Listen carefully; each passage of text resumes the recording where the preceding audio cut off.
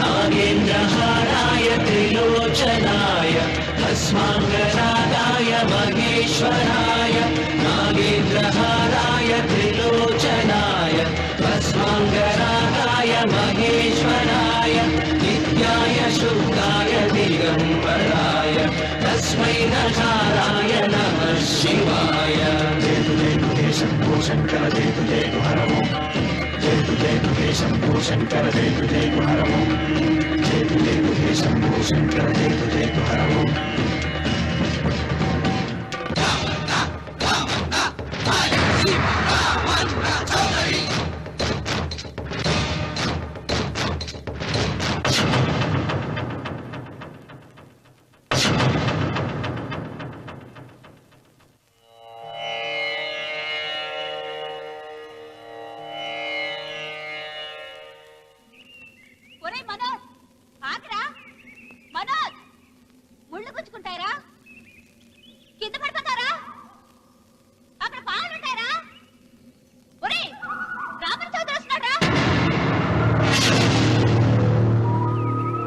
ముళ్ళకి భయపడలేదు, పాముకి భయపడలేదు.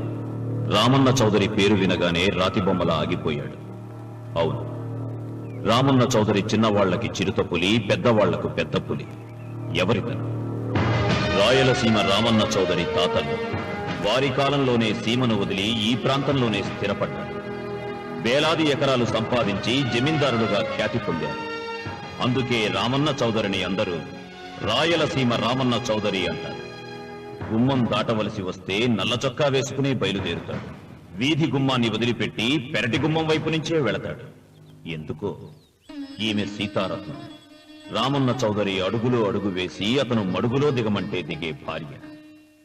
తండ్రి కంటి చూపుతోనే సమస్తం అర్థం చేసుకునే పెద్ద కొడుకు మురళి. ఇతను ఇంజనీరింగ్ చదువుతున్న రెండో కొడుకు రఘు. తన భుజం మీదున్న జందెం కంటే ప్రేమగా, స్నేహితంగా చౌదరిని ప్రేమించే ఒకే ఒక వ్యక్తి ఈ వెంకట శాస్త్రి. ఇంతమంది తనను ప్రేమించిన రామన్న చౌదరి మాత్రం భూమిని ప్రేమిస్తాడు. తన కండతో, తన అండతో, తన మొండితనంతో కావాలనుకున్న దాన్ని ఆక్రమిస్తాడు. కాదన్న వాళ్లను కాల రాస్తాడు. ఈ భూమి మొత్తం నాది అని ఒక మ్యాప్ వేయించుకున్నాడు. ఈ కనిపించే మ్యాప్లో 90% అతను ఇప్పటికే ఆక్రమించుకున్నాడు. ఈమె పేరు నాగసులోచన. ఈ ముసలమ్మ నాగసులోచనకు బామ్మ. వీళ్ళ 5 ఎకరాలను మాత్రం ఆక్రమించుకోకుండా వదిలిపెట్టాడు రామన్న చౌదరి. అంతేకాదు, నాగసులోచనకు అప్పుడప్పుడు డబ్బు సాయం కూడా చేస్తుంటాడు. ఇక మిగిలింది ఇదిగో ఈ సుబ్బారాయుడి 10 ఎకరాల పొలం. గుండె బలం తనకుందంటాడు. ఇతను పహిల్వాన్ పాపాల తన 15 ఎకరాల పొలం రామన్న చౌదరికి ఇవ్వనని అడ్డం తిరిగాడు. ఈ సాంబశివరావు తనకున్న 30 ఎకరాల పొలం ఇవ్వనన్నాడు. ఏ పనైనా తెలివితో చెయ్యాలంటాడు ఇతను. ఇవన్నీ ఒకప్పుడు రామన్న చౌదరి తండ్రి పొలాలు. వీళ్లు కౌలుదారు. కౌలుదారీ యాక్ట్ కింద వీళ్లు కోర్టుకెక్కి 15 ఏళ్లు గడిచాక గెలిచారు. అందుకే రామన్న చౌదరి కన్ను ఈ మన్ను మీద ఇప్పుడు పడింది. తన కుడి భుజం అన్వర్ని పొలం స్వాధీనం చెయ్యమని సుబ్బారాయుడి దగ్గరికి పంపాడు.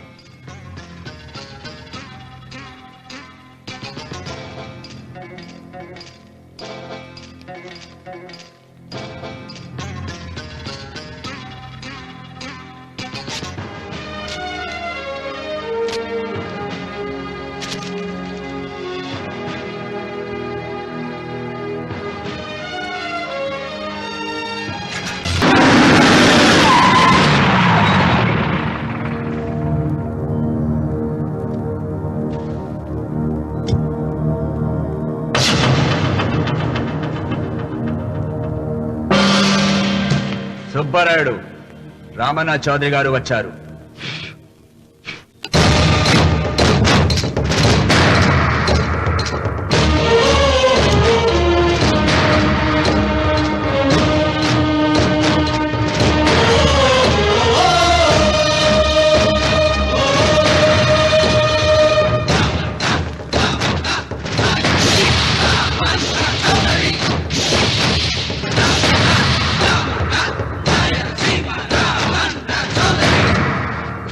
నిన్న కబరు తెచ్చాను కదా, ఇవాళ కవరు దస్తావేజు తెచ్చాను. వచ్చి సంతకం పెట్టు.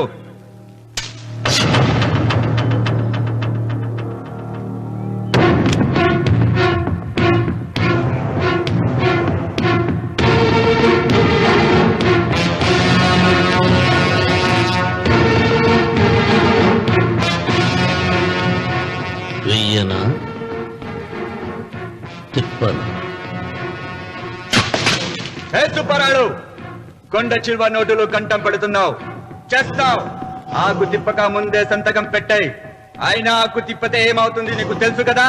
అంత చావదచ్చినోడు ఏం కాదులే, నా వెనకమాల బలగం ఉంది. ఏం చేసుకుంటాడో చేసుకోమను.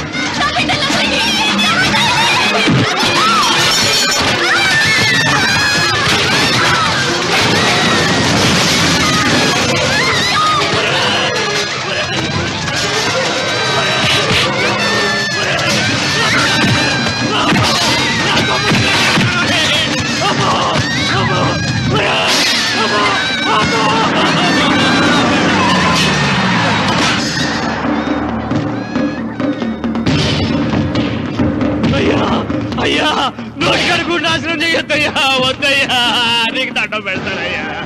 నీకు చేతులున్నది మాకు దండం పెట్టడానికే కాదురా, దస్తావేజుల మీద సంతకం పెట్టడానికి కూడా. పెడతానయ్యా, 2 రోజులు గడిపియండి. నిన్న జరిగింది మర్చిపోను, నేడు జరగాల్సింది వాయిదా వేయను.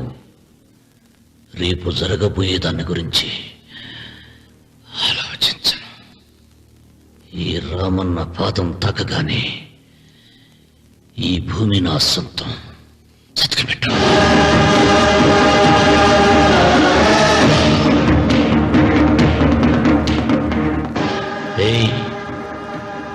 బలవంతుడు ఎదురు వచ్చినప్పుడు తల వంచిన వాడు బాగుపడతాడు, ఎదిరించిన వాడు వాగులో పడతాడు. రామన్న చౌదరి.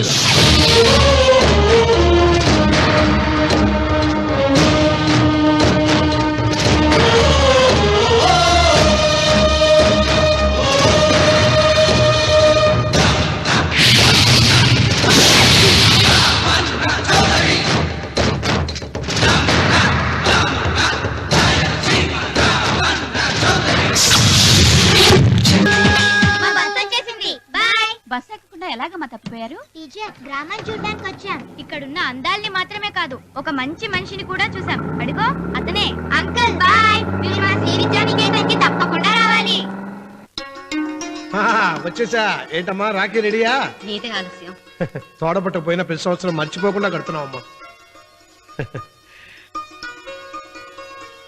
దీర్ఘ సుమంగళి భవ.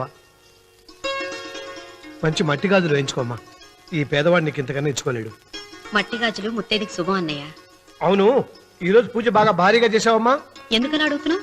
నిన్న మీ ఆయన ఇంత పాపం చేశాడు. ఆయన వస్తున్నారు. ఎరా వెంకన్న, ఇందాకటి నుంచి ఆకాశవాణి వార్తలు వినిపిస్తున్నాయి. నన్ను చూడగానే టక్కున కరెంటు పోయిందేమిటి? నువ్వు మమ్మల్ని మాట్లాడిస్తే కదా. తప్పుకోమ్మా. అంతేనా?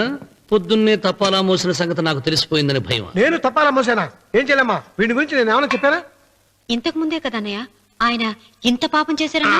అయ్యో, దేవుని ముందైనా నువ్వు అబద్ధం చెప్పగలవేమో గాని మీ ఆయన ముందు నువ్వు అబద్ధం చెప్పలేవు. వెంకన్న, సీత చేత రాఖీ ఎందుకు కట్టించుకున్నావు? నా చెల్లెలి కాపురం బాగుండాలని. మరి నువ్వు అన్న జీవితం చల్లగా ఉండాలని కోరుకున్నావా? కోరుకున్నానండి. ఏం కోరుకున్నావు? వాడు గులాబీ తోట ఎండిపోయిందని తెలుసా? ఇదిగో సీత, రాఖీ కట్టించుకున్న చేత్తోనే ఈ డబ్బులు వాడికి. రావుడు, గులాబీ తోట ఎండిపోయిందని నాకెలా తెలుసు అనేగా. నా కన్ను నాకు కావలసిన పొలాన్నే కాదురా, నా ఆత్మీయుల కష్టాలు కూడా చూస్తుంది. టిఫిన్ తిన. మురళి, రఘు ఎక్కడ? ఒరే రఘు,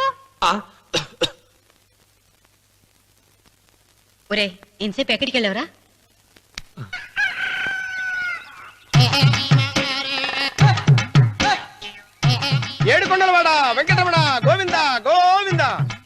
జ్యోతిష్యుడు చెప్పినట్టు గుడికి వెళ్తున్నాను. ఆ పిల్లని చూపించే భారం నీదే తండ్రి. స్వామి.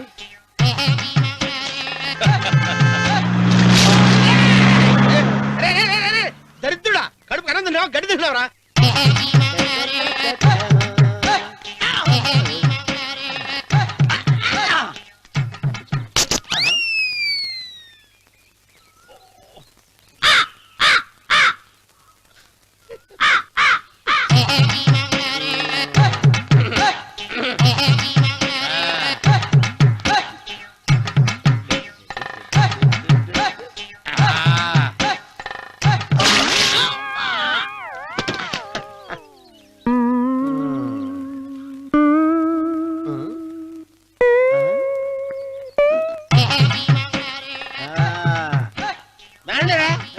ఇప్పుడు చేసుకుంటారు, ఎవడో చేసుకుంటా చేసుకోండి. రండి మొత్తం రండి. ఎంతమంది వచ్చినా బయలేదు ఈసారి.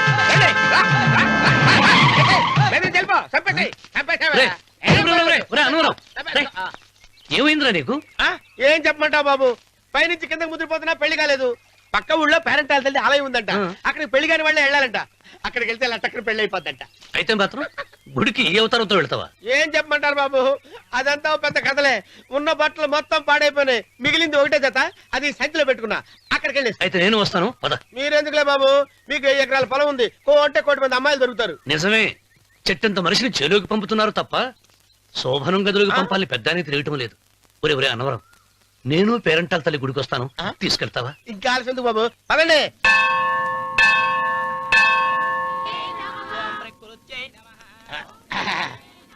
ఒరే ఒరే ఒరే అన్నవరం, గుడిలోకి వెళ్లే ముందు కొలంలో కాళ్ళు కొడుకుని వెళ్ళడం ఆచారం రా. బాలవాళ్ళ బాబు గారు, మనం ఇక్కడికి వచ్చినందుకు కాళ్ళు చేతులు కడుక్కోవడానికే. మీరు కాళ్ళతో కడుక్కోనండి, నేను వెళ్తాను, నేను వెళ్ళిపోతాను బాబు.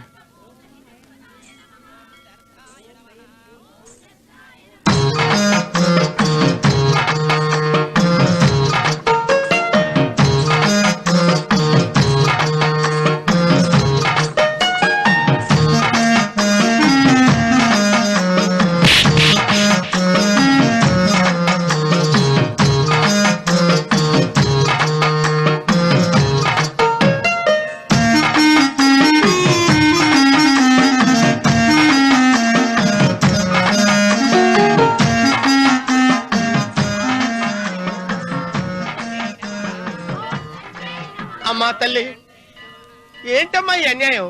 నాకు ఇంతవరకు పెళ్లి కాకపోవడం ఏంటమ్మా? నేనేమన్నా బేదోండా, బిక్కోండా, అడుక్కుతుంటున్నానా? నాకు రాయలసీమ రామన్న చౌదరి గారి పొలం పక్కన 100 ఎకరాల పొలం ఉంది కదమ్మా. నాకు సరైన జోడించుడు తల్లి. అమ్మా తల్లి, పోతురాజుపాలెంలో నాకు పెద్ద మేడ ఉంది, డిబ్బి సవర్ల బంగారం ఉంది. అయినా కూడా నా భాష బాగోదని ఎవరు నన్ను మనవాటానికి రావడం లేదమ్మా. మొట్టమొదటిసారి నీ గుడికి వచ్చా, నాకు పెనువిట్టి దొరికేటట్టు చెయ్యి. అలాగ చేస్తే నీ డిప్పీలో 30 రూపాయలు వేస్తా. చెప్పియా 30? ఈ భాష ఏంటి తల్లి? నీ పేరేంటి? ఎంకమ్మ. ఎంకమ్మ? భగవంతుని తందాన్నిచ్చి ఇంత దరిద్రమైన పేరు పెట్టాడేంటి? పేరుదేముంది, వెంకు అని పిలుచుకోవచ్చుగా. అది సరి, నీ పేరేంటి? నా పేరు అన్నవరం. ఏంటి నచ్చలేదా? వాంతొస్తున్నట్టుందా? ఇష్టం లేకపోతే అను అని పిలవచ్చు కదా. నాకు 100 ఎకరాల పొలం ఉంది తెలుసా?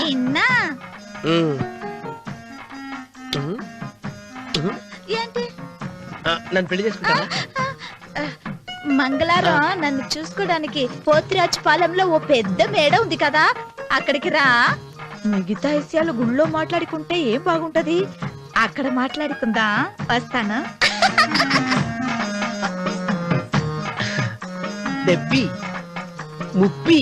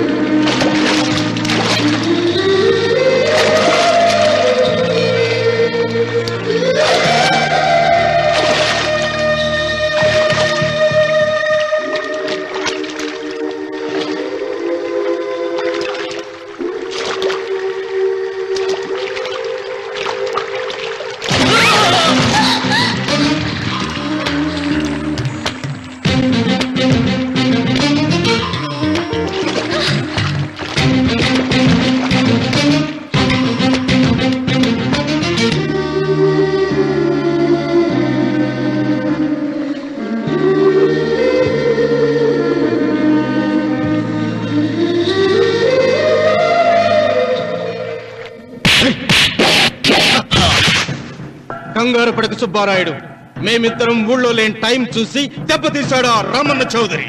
నీ కళ్ళలు చూసే కదయ్యా ధైర్యంగా ఆయన ఎదిరించాను. పెళ్ళం బిడ్డలు చంపేస్తాడేమో భయపడి సంతకం పెట్టి ఏళ్ళని తిప్పుకొట్టడం కాదు, నీ బేతాపం ఏదో ఆ రామన్న చౌదరి మీద చూపించాల్సింది. మిమ్మల్ని నమ్ముకునే కంటే ఇదిగో ఈ పోలీసు ఆయన నమ్ముకోవడం మంచిది. అమ్మో, రామన్న చౌదరిని అరెస్ట్ చేసే దమ్ము నాకు లేదు. కావాలంటే కాకి బట్టలు తీసేసి కాలంలో బట్టలు ఉతుకు బతుకుతా. ఆయన జోలికి మాత్రం వెళ్ళను. సర్లే సుబ్బారాయుడు, రేపు పంచాయతీలో ఈ రకంగానే జరిగిందని చెప్పు, నీ పొలం నీకు ఇప్పిస్తాయేం? పంచాయతీ పెద్దల్లో నేను ఉంటాడా కదా, అగ్గిలో ఓ పుల్ల ఎక్కువేసా. మరి నా పెళ్ళాం పిల్లల సంగతం నువ్వే తొక్కులాడాకు సుబ్బారాయుడు, యాడ్నో చోట నేనే దాచిపెట్టాలే. అది సరే, రామన్న చౌదరిని పోలీస్ స్టేషన్ కి పిలిస్తేనే పొండహ అంటాడు, పంచాయతీకి పిలిస్తే వచ్చి పీకలకు వస్తాడేమో. సీత పిల్లలేరి? మురళి పొలానికి వెళ్ళాడు, రఘు కాలేజీకి వెళ్ళాడండి. ఆ రాస్కెల్ ఎక్కడ? ఆ, అదే వెంకన్న. ఇంకా రాలేదండి. కూర్చో. పర్వాలేదండి. కాసేపు నీతో మనసిప్పి మాట్లాడాలంది. కూర్చో సీత.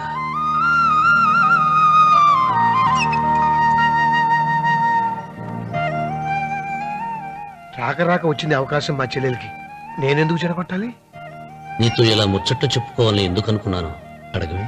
నాకు తెలుసు, ఎవరిదైనా పొలం తీసుకున్నప్పుడు మీరింత ఆనందంగా ఉంటారు.